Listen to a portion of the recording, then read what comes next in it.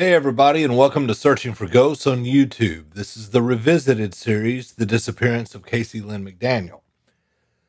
This is episode 10, A Change in Tactics. Searching for Ghosts is 5 years old. It's an audio podcast.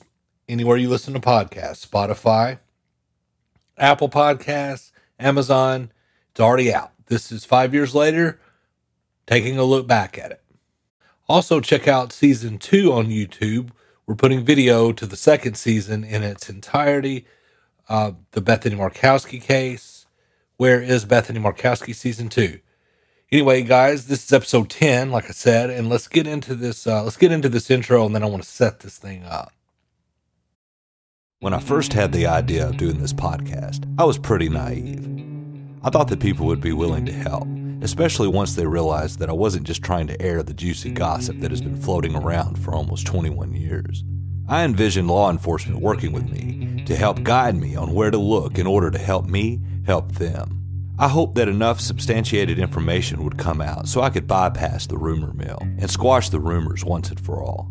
Well, baby boy is all grown up. You and I have both learned that this notion was a fairy tale. I like for things to be clean and simple. Just the facts, ma'am, as Joe Friday would say. But I also have to take into consideration that there is a possibility that the facts surrounding this case might not be clean and simple. My gut tells me that fewer people are involved, not more. The main reason for thinking this is that it's easier to keep a secret for 21 years that way. But what if I'm wrong? I don't not want to look into something just because it's complicated. Part of being open-minded is to look at the things I might not think credible, but follow them out anyway. I mentioned in the last episode that Lucas and I were about to take this up a notch. Well, here it is.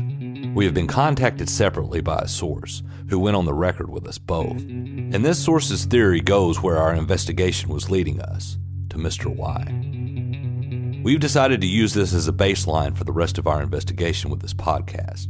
We're not saying that this is what happened. We are not saying that it isn't either. We don't know. But we are going to put this out there, and in later episodes examine and break this down piece by piece, because this theory damn near involves everyone. In investigating this theory, we will cover all the bases. This is lengthy and full of detail, so hang on to your hats, y'all. We're going on a ride. I'm Brandon Barnett, and this is Searching for Ghosts. Okay. I have said throughout this revisited series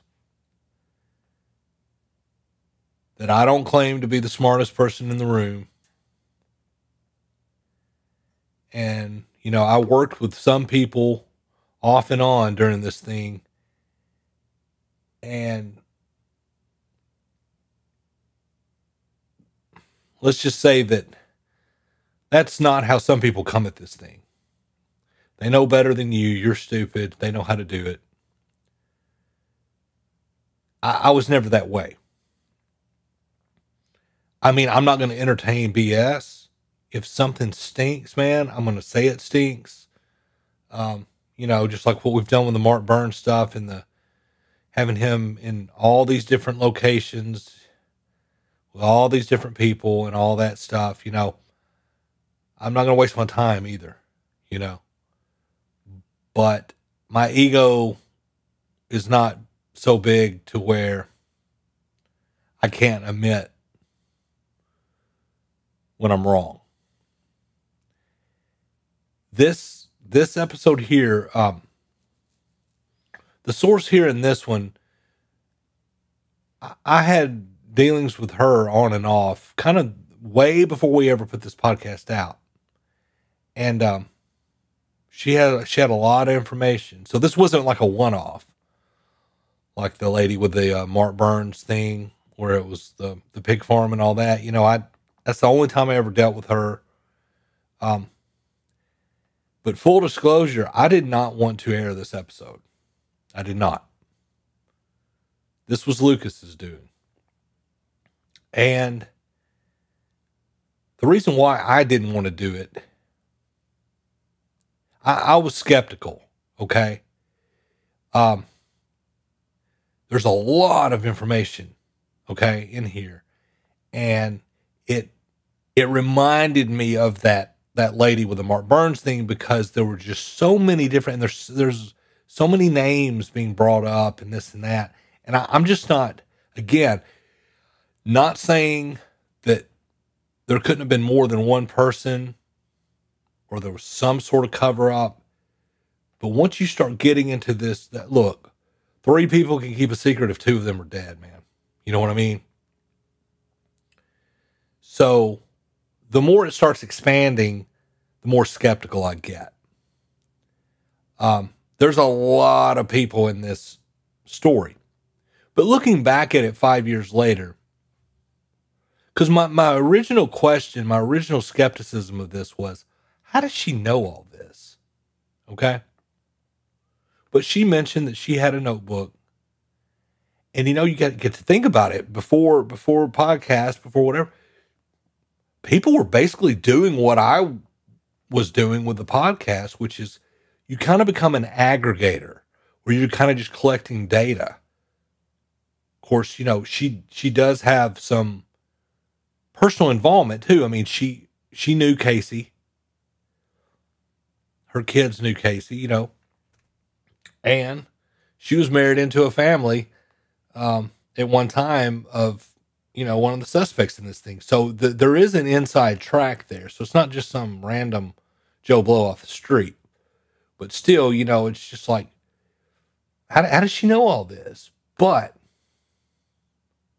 if you're passionate about it and you're collecting information, and obviously in this case, you're going to get, just because you collected it doesn't mean you're the author of it, right? And that you necessarily believe it.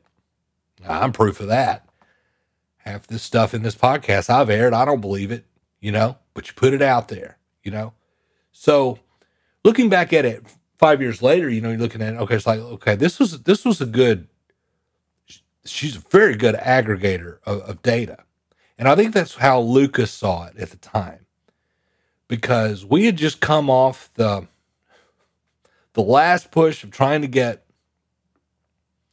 Cindy to talk. And look, man, this podcast here, and, I just let it run.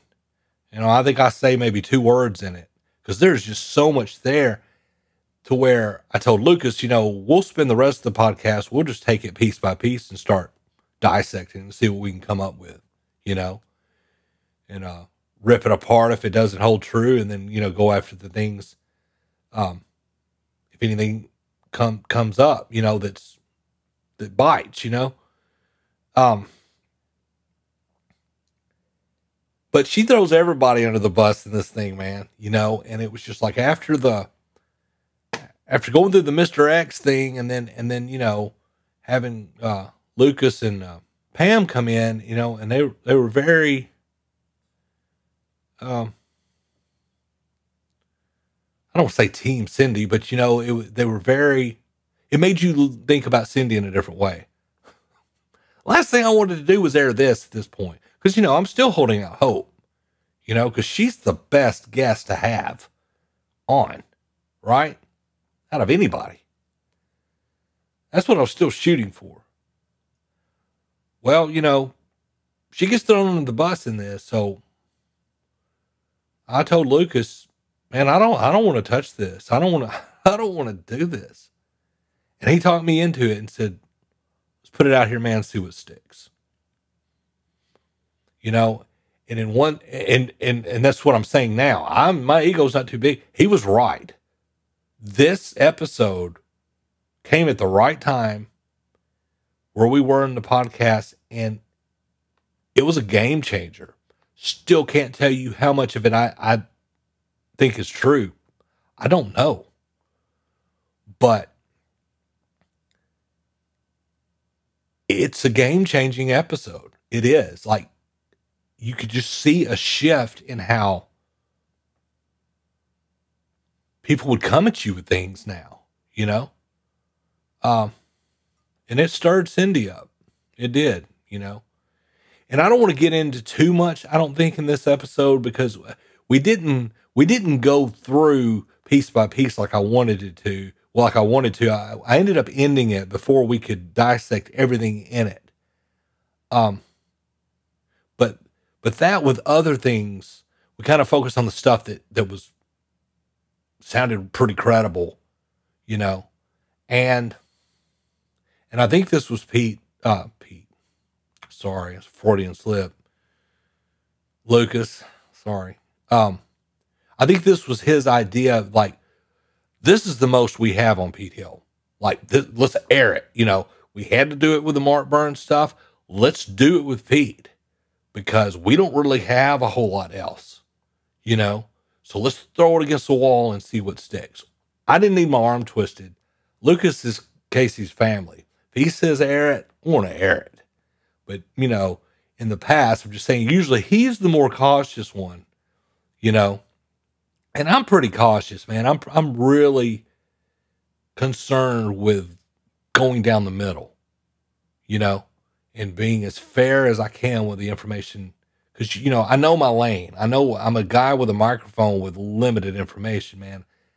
I take that responsibility to heart, you know. I don't want to just blab a bunch of junk, you know, and stir a bunch of stuff up just to stir it up. So, yeah, this was per Lucas's guidelines. We aired this, and man, there's a lot of stuff in there. And like I said, I don't think I'm going to try to take it bit by bit here, because I think I do that in some of the later episodes. But I do want to focus on the things that are really, I don't know, that really hit home in this.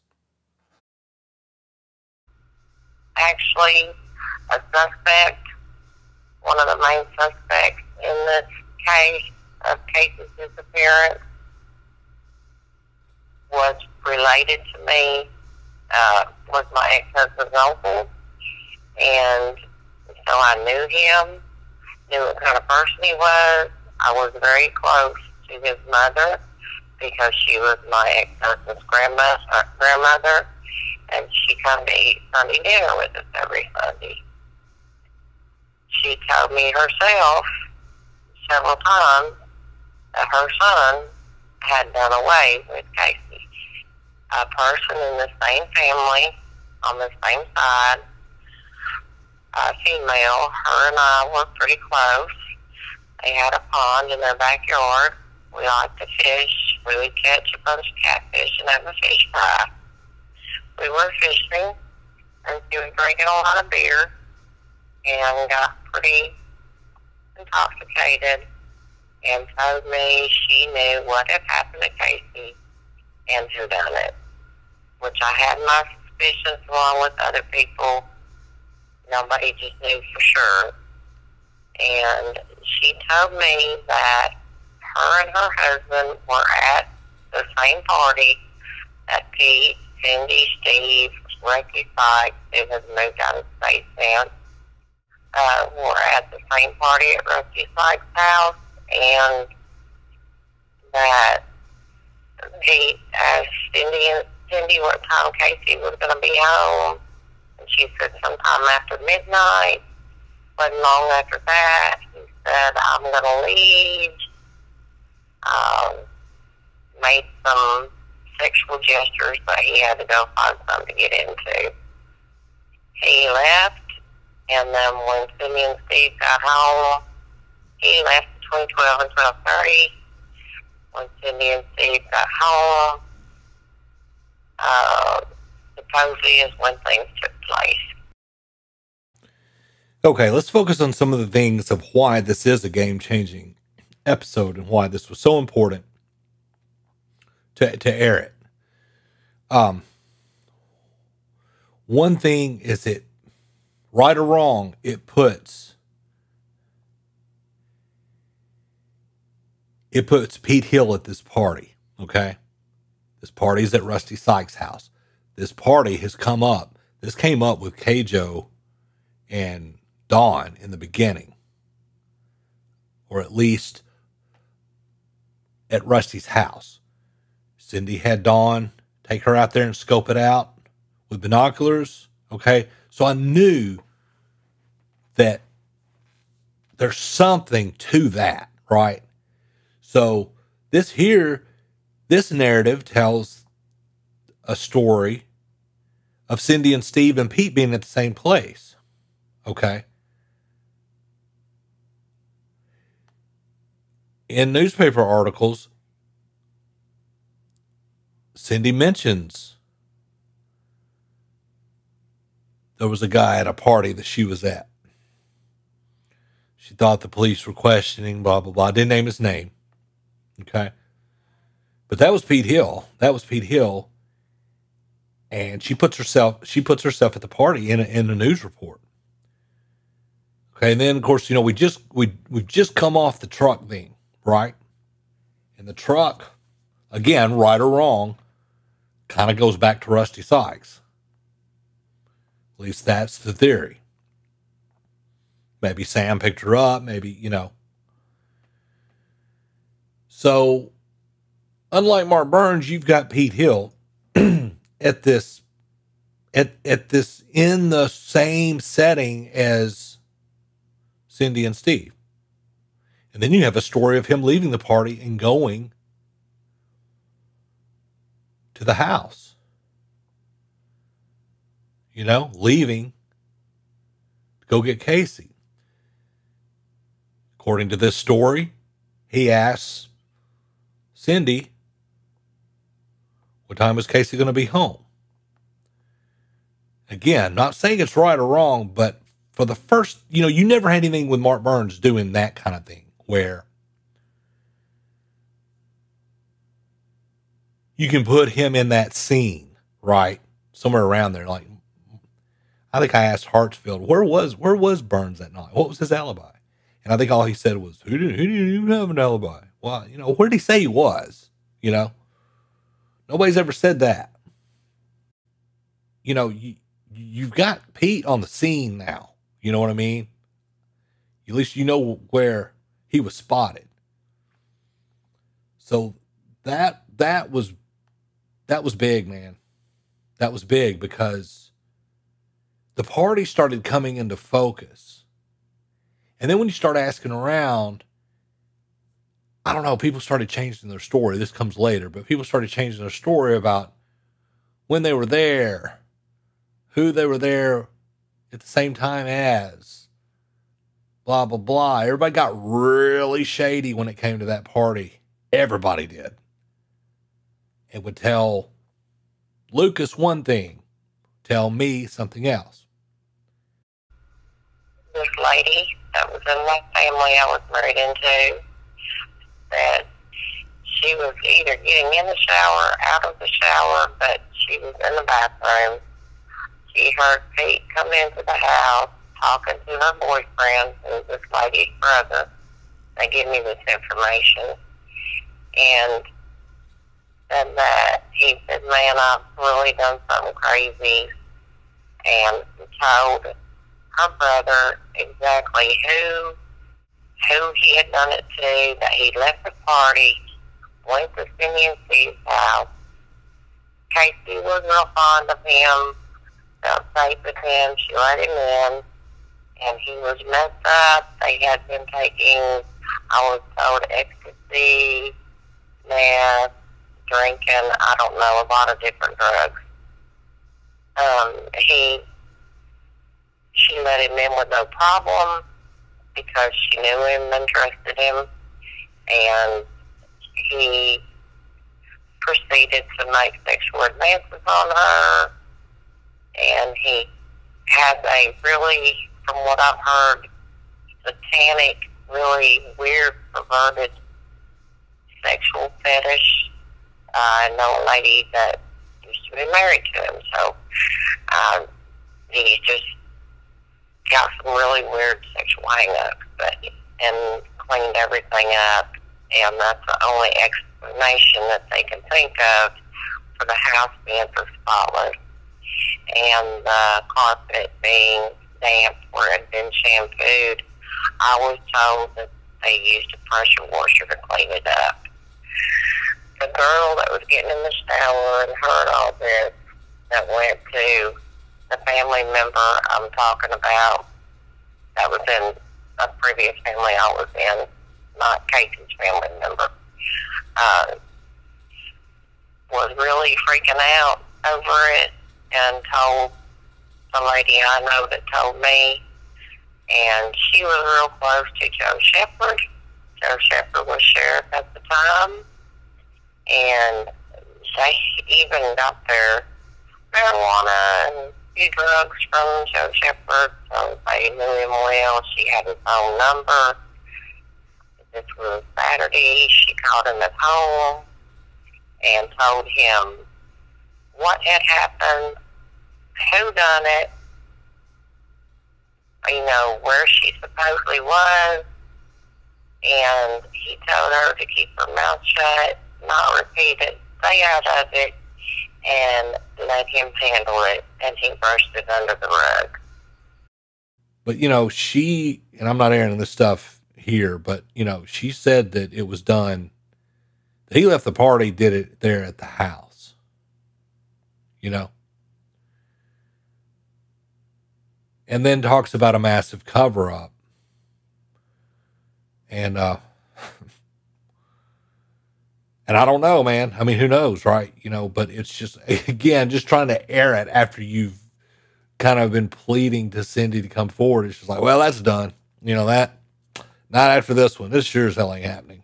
She's not going to talk to me now, you know. I mean, and you've got the law enforcement angle cover up again in this. And again, you know, I don't think it was on a grand scale if it was anything, but, you know, that pops up a lot from the sheriff's department. I'm not going to lie. That pops up a lot. And, you know, like I said, they've had a bad run with the sheriff department over there in Gibson County. So who knows on that? But, you know, that's, at the time, let's just say that were true, that's a big deal. It's a big honking deal if law enforcement's in on it. But 20 years later, you know, I ain't trying to go there for sure, you know, because, boy, you want to talk about people climbing up, you know. Hell, cover up. We can't figure out who did it. You know what I mean? And again, once it starts kind of expanding with the whole, this person knows, and this person knows, and this person's covering it up, then I'm kind of, I get uneasy. I don't like it. I don't believe it, you know. And then she went back Monday to check on them, the same lady that had been married into the family, and she was there talking to them, and Steve was getting his camo clothes on, all dressed in camouflage, and Pete Hill pulled up. She said they walked out with them, told them bye, and they were getting ready to leave, and Cindy actually dropped down to her knees, down on the ground, grabbed Steve around the legs, and said, no, don't go do it. Don't go do it. You can't. Please don't go do it. And just really freaked out and screamed and hollered and begged him not to leave and go do whatever it was he was going to do. Cayce wrote 2 letters to DCS, Child Protection Services, whatever it was called back that many years ago, asking to be removed from her home. 2 letters. One was within a week before she disappeared. The other one was a couple weeks earlier because she was scared for her life, and the system failed her. They never went and did a wellness check. They never went and did a home check. The system completely failed Cayce when they could have saved her life. I know they do a lot of good, but in her case, they failed her. She mentioned someone who was married into the family and had some information. And, you know, looking back now, I can't even remember. Surely I asked, but I think I know who that was. And I think that person talked to me off the record. And, boy, that was somebody I really wanted to get on the record. I really trusted this person, you know. But I think that's who she's talking about. And that's the Cindy falling to her knees story. Pete Hill showing up in camouflage at the house after Cayce's missing, says something to Steve. Cindy loses it. You know how many times I've heard that story? And I'm not talking about it in a Mark Burns kind of way. You know how many times I've heard that story from family, from people who claimed they were there? That was one of those that kept popping up so much that I believed that one. Okay. And so when she brings that up, and then who she's alluding to told her that, I'm like, well, okay. All right, here we go. Because this was a story that just wouldn't go away. And like I said, this was coming from inner circle type people, right? Off the record, but it was coming. That was one of the few things I've read on topics, and then started tracking it down, and it was just like, that came from family. People that were saying that. Okay. So that made me stop there. I've heard multiple versions of that story. That's consistent, right? I think with the house being damp and cleaning up after the house, I want to say we looked into that, and I think I even asked off the record a former Milan PD on that, and I think they said no. I think that's, again, I don't want to get too much into that because I think we go after that in another episode. I don't think that one panned out. But again, if you look at her as an aggregator, where she's just kind of, because a lot of this stuff's second, third hand. She'll tell you. Now it's a lot of people close to it, secondhand from somebody who might have been there, especially like the falling to the knees thing, or the overhearing in the shower. That's one thing you can't really. Because people wouldn't talk about Pete. Okay, they wouldn't talk about him. Ex-wife. I tried tracking down his wife at the time. She's basically in hiding. She doesn't even live in the South anymore. She's gone. And everything I heard was Pete Hill was the reason. The sexual proclivities, she brings that up. That's a fact, Jack. Now, there ain't no this latest run, man. So like I said, man, there was enough in there to where you're going, okay. But like I said, Mark Burns comes back up in this story. Another name shows up. It kind of goes off the rails in places. But then again, like I said, if you just look at her as maybe an aggregator, where she's kind of like just picking up some information here, picking up some information there. She's not really swearing by any of it. Now, she tells me, here's what I think. I think Pete Hill did it.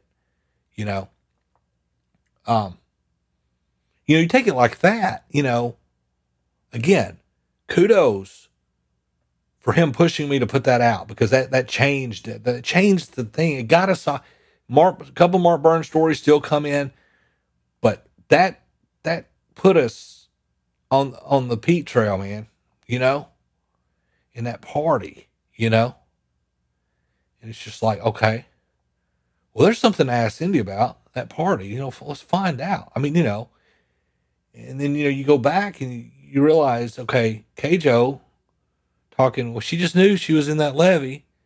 She's talking about at Pete's place. She's not talking about Mark Burns. She's talking about Pete. Cindy was screaming that from the beginning. So it's like, okay, why won't you talk to me then? Like if that's the guy, finally this stuff is starting to make sense. But yet she still won't talk, and you're going, well, all right, the other thing was the DCS. I can't remember where that came up. That she had written a letter to DCS a week before, which I knew nobody was gonna. They can't. I don't think they can even tell that stuff if they wanted to. Because I might have asked Hartsfield about it again. I don't know. I'm downloading these episodes and talking about them in order. I'm not jumping ahead and going, well, what did I cover? So, and maybe I should, but I think we get into that a little, that was one that kept coming up. Don't know if there's anything to it, but that's significant if that's true. if she was scared to be there, I mean, you know. Anyway, there's a lot in this thing. There's a lot in this episode, and like I said, grain of salt with some of it. But the Rusty Sykes party thing, and the Pete being around, the falling to the knees, showing up with Steve, that stuff doesn't go away, man. That stuff's that's there. That's, you know, you got enough people saying that to where, you know, that happened. Whereas Mark Burns, nobody can tell you where he was, you know, or they can tell you 15 places where he was. But yeah, I'm glad we aired it. It didn't make Cindy happy. Seems like I, you know, the one time I talked to her, I did get a phone call from her. Pretty sure it was after this episode. I don't know. You know, it wasn't recorded. I didn't air it. It was late at night. But yeah, I think it was after this episode. This one stirred her up, you know, and but it moved the needle forward, man, right or wrong. You know, again, I'm not claiming to know what's right or wrong, but I do know that there are some things that sound more credible than others, and they pertain to Pete Hill, right? And this kind of solidifies at least that in my mind, as far as, okay, well, this is the track we should be going down. There's enough here, man. This thing's got teeth, right? But anyway, guys, thanks for listening. Please subscribe, and tell all your friends. Got 4,000 people on the Facebook page and got 270 subscribers.